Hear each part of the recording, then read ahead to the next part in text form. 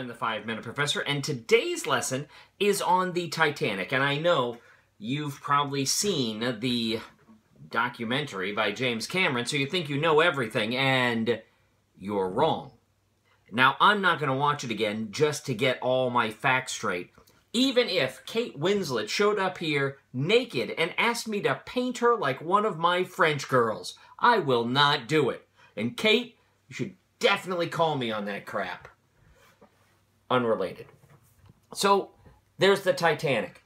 And one of the things which we all know about that Titanic is that they arrogantly did not put enough lifeboats on the Titanic, which is wrong.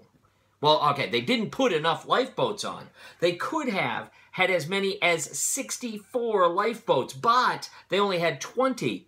But that was still more than they were required to at the time. Seriously, shipbuilders at the time were so confident the ships would not sink that they would be possibly incapacitated, possibly be foundering in the middle of the ocean, but not actually sink, that all they really needed lifeboats for was to ferry people from the boat that couldn't go anywhere to a boat that could go somewhere. So if you had to take 2 or 3 trips, what's the big deal? Now we won't have all these boats cluttering up the place. So it wasn't arrogance that kept there from being enough ships. It was the law. There simply wasn't a requirement that everybody could get on a lifeboat because they didn't think that it would happen with these ships. And in fact, had one less chamber flooded on the Titanic, it probably wouldn't have sunk. Now, before the Titanic, and keep in mind, the Titanic had a single voyage. Halfway. Before the Titanic, the largest ship afloat was the Olympic.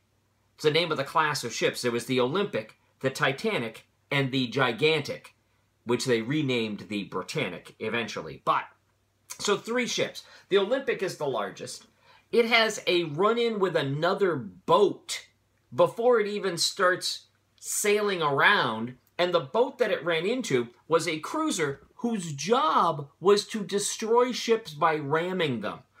Now, admittedly, they hit accidentally, but it still did severe damage to the Olympic. So the Titanic's launch was postponed while they fixed the Olympic. Fast forward a little bit. The Olympic is actually in the North Atlantic when Titanic sinks and heard the distress call, but were too far away to get there. The other ship, the Britannic, also known as the Gigantic, was a ship which was built to be the largest ship afloat. But it never got to sail as an ocean liner.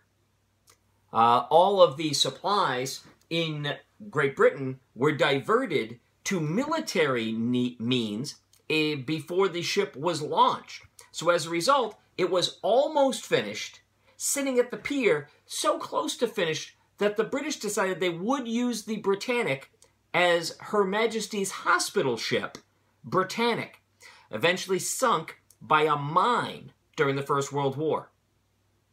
It was also a relatively large disaster, and one passenger on board that ship had been on the Olympic when it crashed into the cruiser, on the Titanic when it sank in the Atlantic, and a nurse on the Britannic. Perceptum, quispium, damnitium. Learn something, damn it. And Kate, really, seriously, try me. I will not watch that movie.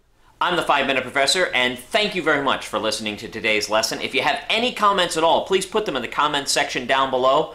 And of course, like it and subscribe to the channel. But most important, if you liked it, if you commented, and if you subscribed, tell your friends. Perceptum, quispium, damnitium. Learn something, damn it.